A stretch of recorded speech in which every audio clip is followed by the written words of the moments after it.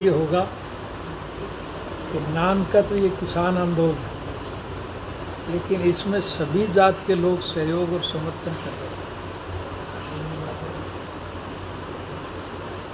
सारी जाति के लोग इसमें शामिल है कि नहीं? हाँ जी, सारे शामिल। इसका सबसे बड़ा लाभ तो ये मिलेगा कि जो लोग जात पात का जहर फैला करके हमें आपस में बांटने का काम करते थे, उनके मुंह पर एक करारी चपत पड़ेगी। अब लोगों ने ये प्रमाणित कर दिया कि जाति जन्म से नहीं, जाति कर्म से आती है। और आज इस देश का हर नागरिक, चाहे कोई किसी भी धर्म और मजहब को मानता है, किसी भी जाति का है, किसी वर्ग से जुड़ा हुआ है, और चाहे किसी के रोजगार, व्यवसाय और कारोबार का कोई भी साधन क्यों ना हो, चाहे कोई हिंदू है, सिख है, मुसलमान है, ईसाई है, चाहे हरिजन है, चाहे बैकवर्ड है, चाहे मजदूर है, चाहे कारखानेदार है, चाहे दुकानदार है, चाहे कर्मचारी है, चाहे किसान है या कमेरा है, आज इस देश का हर नागरिक मौजूदा कुशासन से बहुत दुखी और परेशान है। इस बढ़ती हुई महंगाई ने आम आदमी का जीना दूभर कर दिया। और सबसे अजीब बात यह है कि जो देश कृषि प्रधान देश विश्व के स्तर पर कहलाता था, आज कृषक की हालत सबसे ज़्यादा दयनीय है। इस सरकार ने किसान को अपने खेत में मजदूर बना के खड़ा कर दिया। अगर प्रभु की कृपा हो जाए, किसान का उत्पादन बढ़ जाए, तो उसका आज कोई खरीदार नहीं। और अगर किसी का माल बिक जाए तो फिर उसके पैसे नहीं मिलते। आज मैंने मंडियों में खुद देखा है, क्योंकि मेरी आदत है सड़क सड़क फिरता रहता हूँ, कि ट्रैक्टर ट्राली अनाज की भरी हुई वापस जा रही है घर को। मैंने रोक के पूछा कि तुम वापस क्यों ले जा रहे हो? वो कहने लगे जी क्या करें, कोई खरीदता तो है ही नहीं। किसान का उत्पादन किसान मंडी में बेचने के लिए लेके जाए और वो ना बिके, उसे वापस घर लाना हो तो बहुत तकलीफ होती है। लेकिन हालात देश के इस किस्म के हो गए, इसलिए आज इस देश का हर नागरिक परेशान है। और उन परेशान नागरिकों की हौसला अफजाई के लिए मुझे ये कहूँ कि इस सरकार ने अवसर प्रदान कर दिया कि मैं दोबारा जाकर के लोगों से मिल सकूँ। अब मैं आज के बाद हरियाणा प्रदेश के नहीं, समूचे राष्ट्र के एक एक गांव में जाऊंगा, एक एक व्यक्ति से संपर्क स्थापित करूँगा।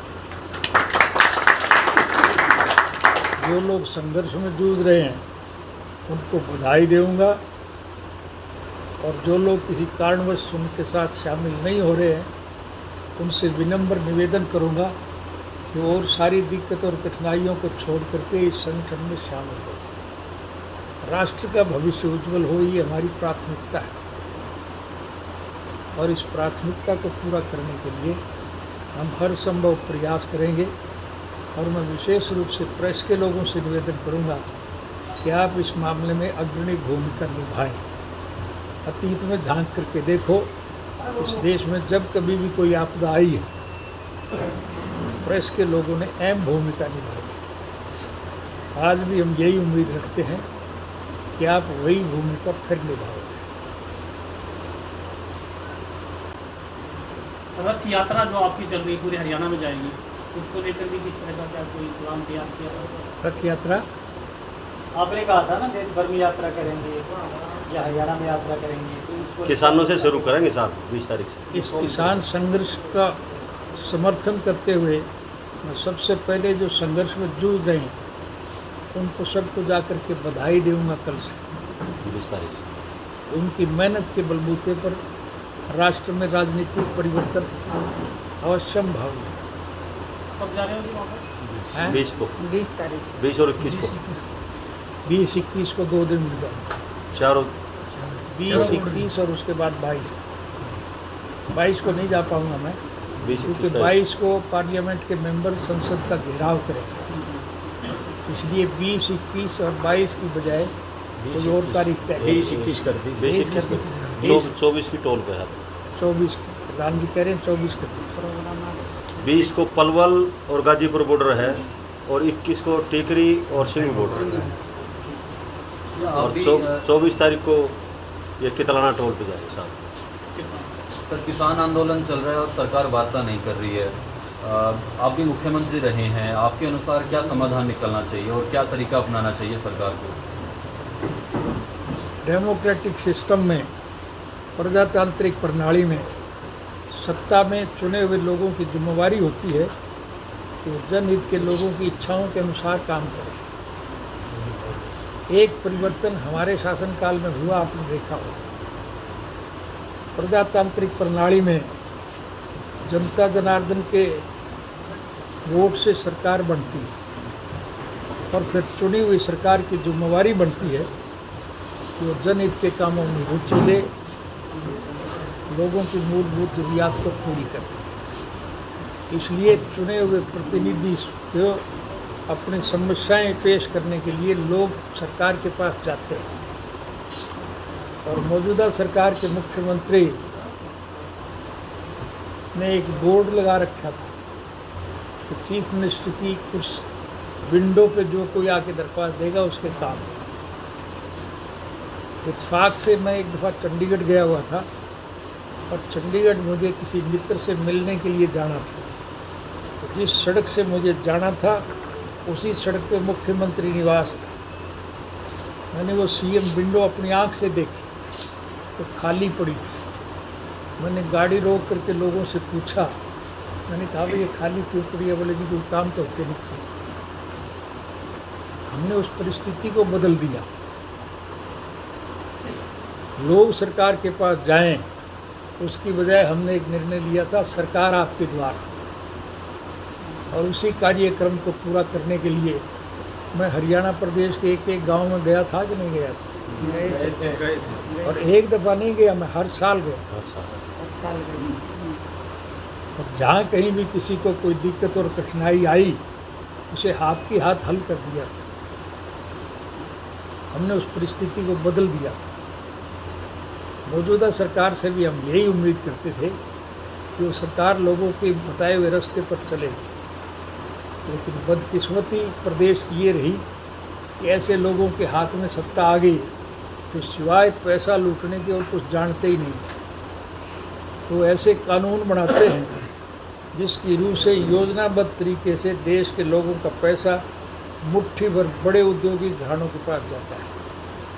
ये अंबानी अडानी जैसे जो लोग हैं उनके पास वो पैसा जाता है और उनसे ये सीधा ले रहे, जरूरत ही नहीं है कहीं पर।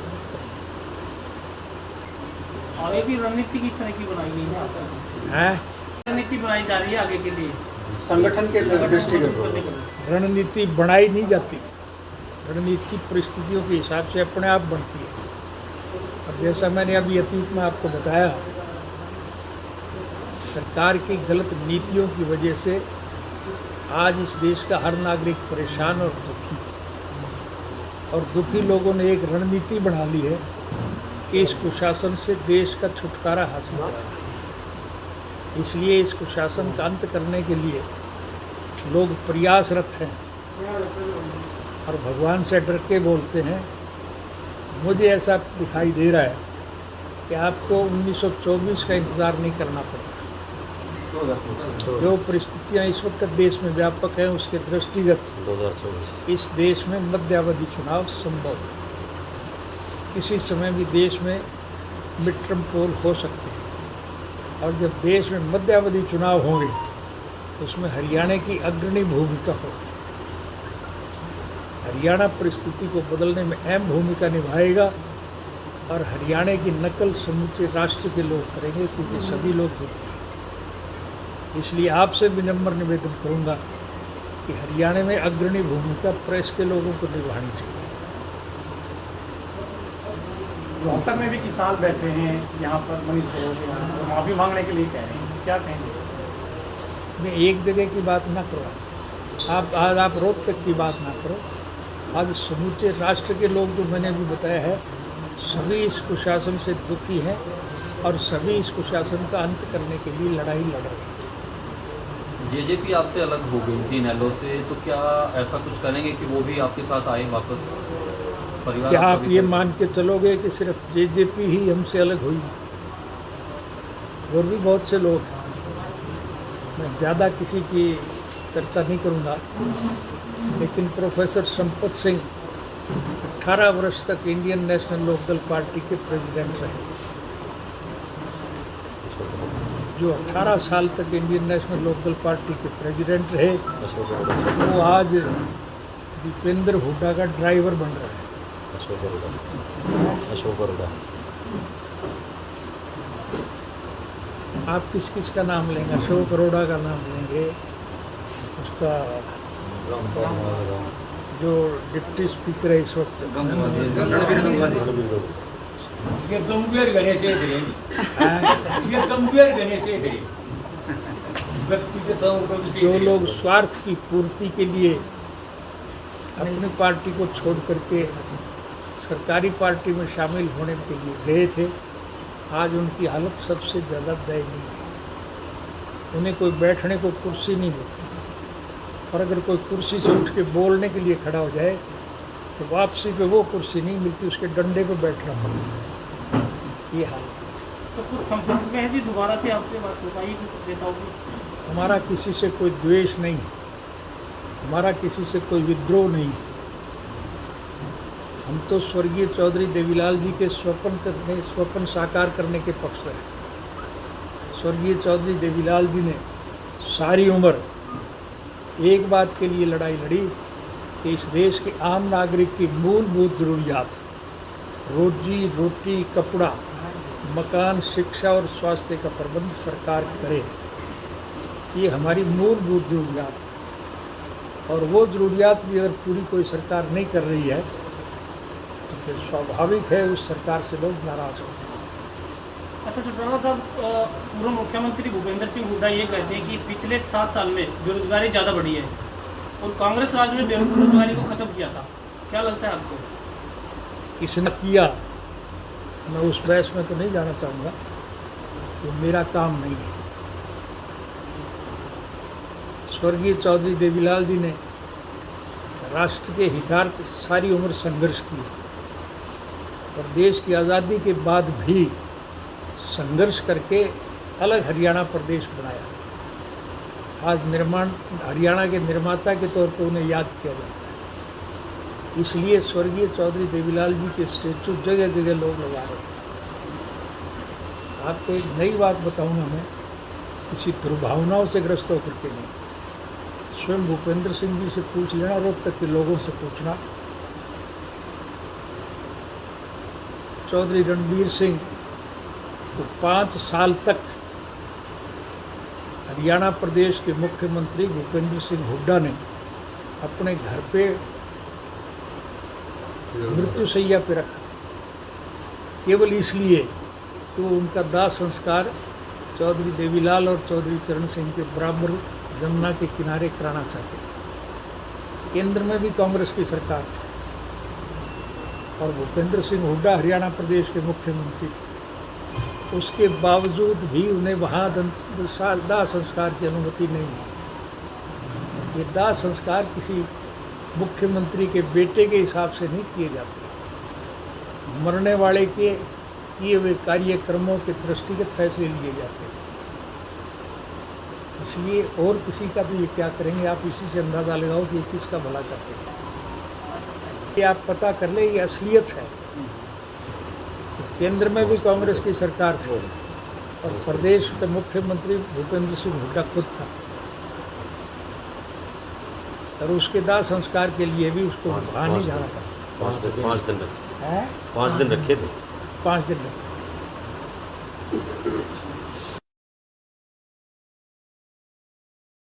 चिकन न्यूज इंडिया को फेसबुक पर लाइक एवं फॉलो करें, यूट्यूब पर बेल आइकन दबाकर सब्सक्राइब करें और ताज़ा अपडेट्स के लिए www.jyotikan.com पर हमेशा जुड़े रहें।